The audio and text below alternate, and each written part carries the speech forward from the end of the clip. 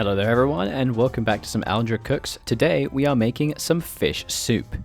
The general goal in our relatively isolated state is to try to work through some of our fresh vegetables, but also to touch on our freezer supplies. And I have some wonderful fish stock. This fish stock was made a little while ago, and we froze it after smoking a big pile of fish. We got some mackerels and some trout, smoked them in our smoker, and now we have smoked fish, but we had a bunch of bones and fish heads and tails, so we decided to make some delicious fish stock. The ingredients of the fish soup that we're going to make are, first of all, fish. We have here a bag of our smoked mackerel. It's all frozen and we forgot to defrost it, but honestly it melts just fine. The rest of it is basically just pure vegetables. We have here 2 leeks, 2 small onions, or 1 regular sized onion. These are really tiny.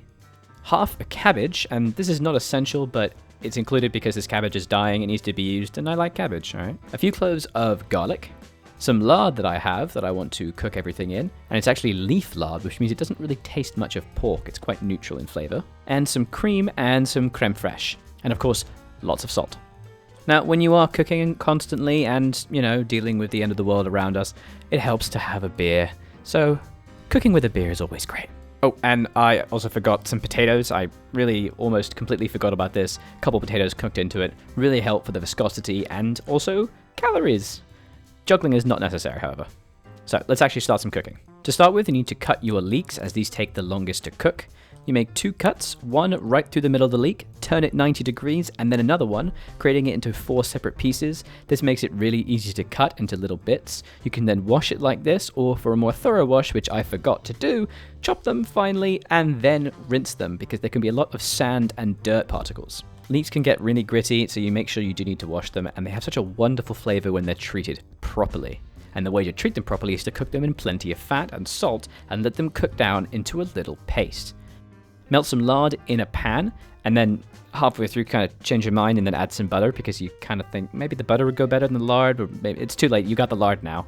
And once it's all melted, add the leeks and then leave to cook for from 15 to 30 minutes, stirring pretty frequently until they kind of turn into a rough paste. And I don't mean like a liquid paste, but more of like a consistency that you could easily pick up with a spoon and it would glob down when you let it fall off the spoon. I know it's not very precise, but that's kind of what cooking is, alright? Whilst the leeks are cooking, to help speed up time, melt some more butter in a frying pan so as to cook the cabbage. Cutting cabbage can sometimes feel a little bit difficult. You should cut out the center so as to not have that bitter core. It tastes really kind of solid and uncomfortable. And I'm looking for around half a cabbage here. This is a simple white cabbage. I don't want too much.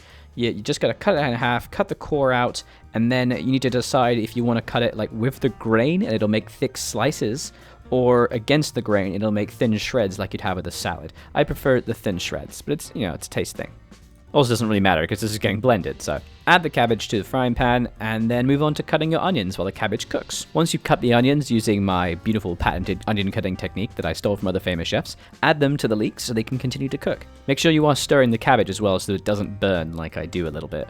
Then cut the potatoes and the garlic and keep them ready. Once all your vegetables have completely cooked and got nice and caramelized, add the garlic to the leek onion pot, which is your main pot you're cooking in. Cook that for about a minute just to kind of take the raw edge off the garlic. Then add the cooked cabbage and the raw potatoes to the big pot. Add a good amount of salt, it's to taste, black pepper, and like a couple shakes of cayenne to pour one out for Chef John. Stir and then leave that while you deal with your frozen fish stock, which is not anywhere near defrosted enough. So your fish stock that you would use, it would ideally not be frozen. You could even just make it from a packet. You can buy fish stock these days. You could absolutely just sub in chicken stock here, but I would highly recommend to use fish stock to help keep the taste consistent. Otherwise, it's kind of just going to be like a vegetable soup, but with like a bit of fish in it. It'd be strange. But yeah, we forgot to take it out of the freezer, so it is super frozen. If you make the same mistake like we did, you can defrost it by kind of putting it in a pot or something that can hold the container with hot water around it, because you just need it to loosen from the sides. You only need the exterior and the surfaces to defrost, which allows you to kind of get a spatula in there to scrape it down to break the friction that makes it cling to the side of the pot, and then you can kind of just upend it. You can also just soak it in pure hot water until it starts to melt. Make sure you add that hot water into the soup as well, because that's got flavor. So once you manage to, figure out your weird ice block, let that cook till the potatoes are cooked. And that'll take anywhere from 10 to like 13 or 14 minutes, depending on the size of your potatoes. Once the potatoes are completely soft and you can get a fork straight through them, using a stick blender, you need to blend the soup. If you don't have a stick blender, and I highly recommend you get one if you want to make more soups, it's really useful. Also great for smoothies. You could also let this cool for about 5 to 10 minutes and then transfer in batches into a blender.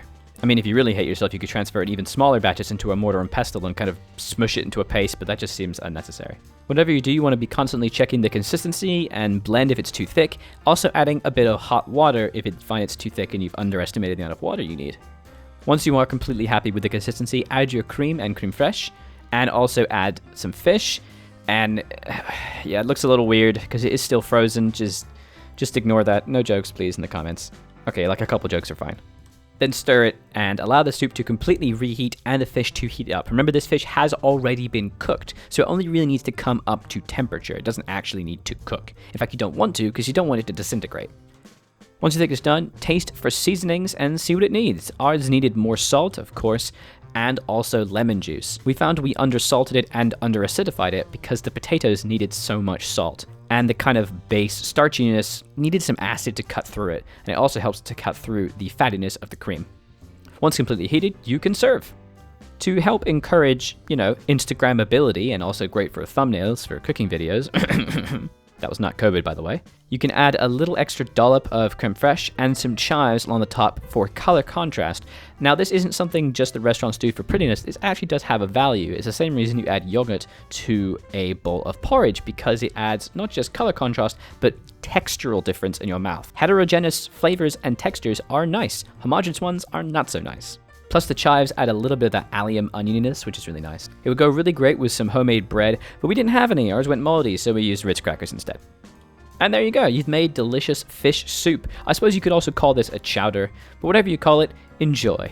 Perfectly comforting and absolutely fitting for this strange isolation we find ourselves in. Hope you guys have enjoyed it. Make sure you do leave a like and a comment on the video as per usual. It helps out so much, and we hope to see you guys next time. Stay safe. Bye-bye.